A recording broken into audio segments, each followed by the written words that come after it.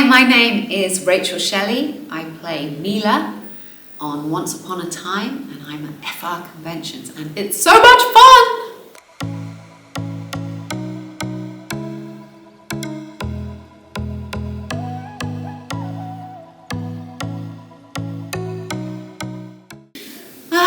One memory from that journey. I think, when I think of Once Upon a Time, there's two sort of occasions. I have one image in my head, which was just so stunning, was when we were out on the ship. And it's a shame because you don't really see that much of it in the show. But it was so beautiful. In Vancouver is one of the most beautiful cities in the world. It's one of my favorite places in the world. And to go out on that ship and to see the color of the water and the mountains, and it looks like it's enhanced. And it's not. That's how it looks. It's so beautiful. And it's funny, I have photos of me, my character, in the body bag, and it being closed up and then thrown in the water. And you don't see that in the show. You just see this white bag going in. And, you know, obviously I wasn't thrown in, but you didn't even see the bit before where they close it up, which I think is quite interesting. That was a beautiful memory because it was just getting up at, I don't know, crazy hour to get there, to get the light to film. But also lots of very intimate scenes with Robert, whether they were going into the underworld or in our little, little hovel that we lived in.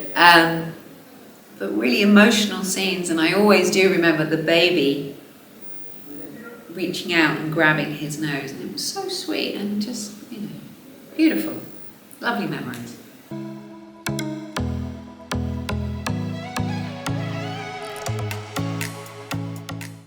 Yes, I know. How can you unpick that? I know. Oh gosh, it's interesting. I rewatched it all last week with my daughter, who's now old enough to watch it and explain it and have a view. And she had the remote. She just kept going, okay, I don't understand. Why, how, who, what, how, what? And it was really quite hard to explain it to her. The ogre wars, and he comes back and she's frustrated and she leaves her son. That's the thing that I think is the hardest. I can understand the Milah with Rumpel, and I think she loved him once, and he obviously has disappointed her, but clearly her life has disappointed her. She dreams bigger, she wants more. She goes and takes it and she dies. She has this short time, who knows really how long that is. And she has this amazing experience with Hook. But it actually, I think it's more with her son. When you see her wanting to go into the underworld, you realize that the thing that's driven her there's that scene where she says to Rumpel, I haven't come back to make up to you. You're a grown man. I've come back to make amends with my son.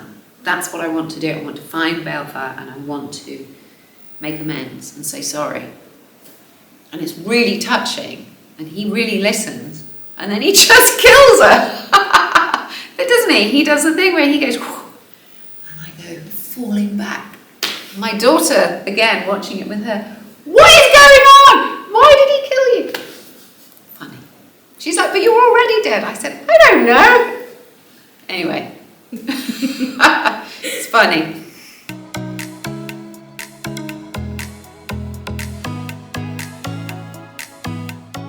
I certainly didn't expect it to be I didn't think like that at all. I took the role.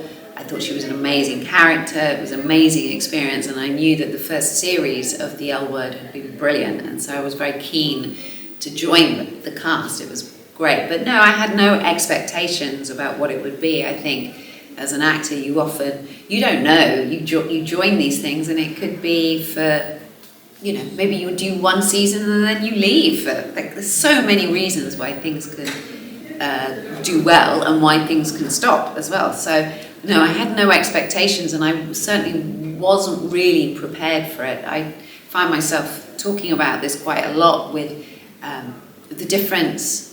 As an actor, you do lots of jobs, and some, like Once Upon a Time, really hit a chord with people, and people get excited, and it's fun, and but then there are other shows like The L Word, and actually I don't think I've done another show that has the impact on people's personal lives in the way that The L Word does, because it came at a time, it was groundbreaking, it showed people about their lives and how it was okay.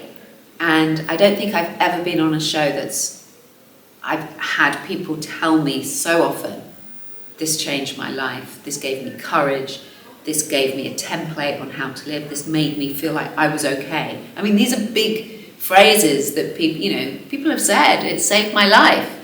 And that's bizarre, because as an actor, it's incredible to really affect people in that way. And I don't claim that as my work. I think that's the producers who have created that and created the show, and at the time were brave enough to come out and do it, and I jumped on the bandwagon a little bit. Lucky me, it's incredible.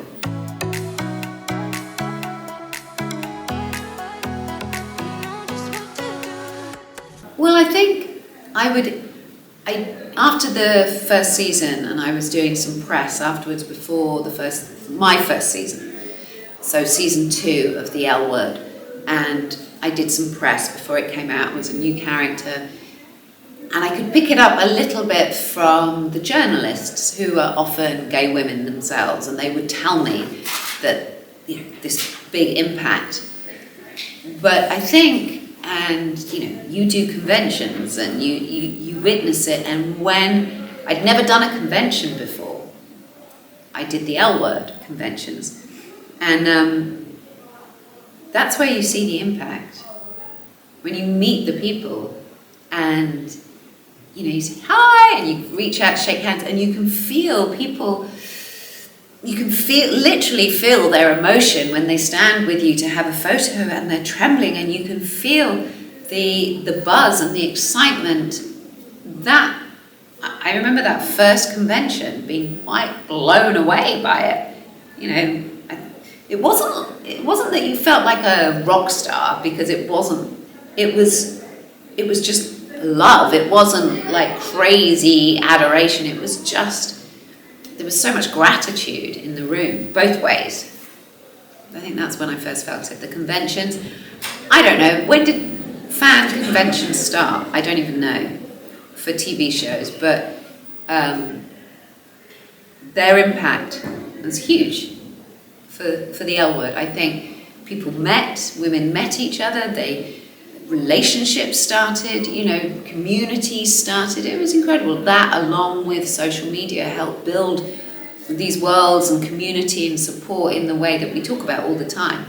But I think in the LGBT L Word community of conventions, I think that's incredibly strong, even stronger than Once Upon a Time.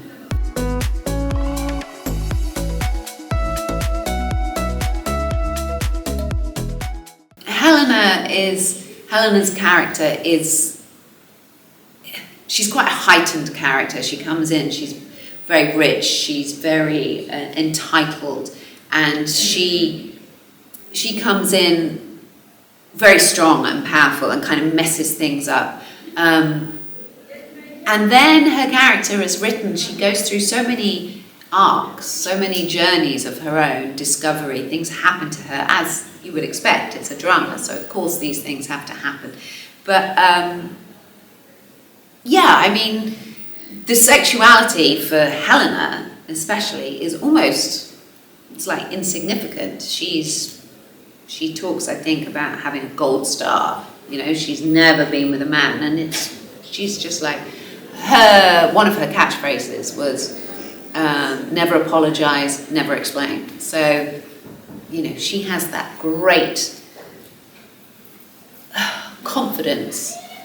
And I think for a lot of women, they like that. They like to see that. People say you have to see something to be something. I don't know if that's necessarily true. You can find your own cause, but I think it's really helpful if you can see it, you know?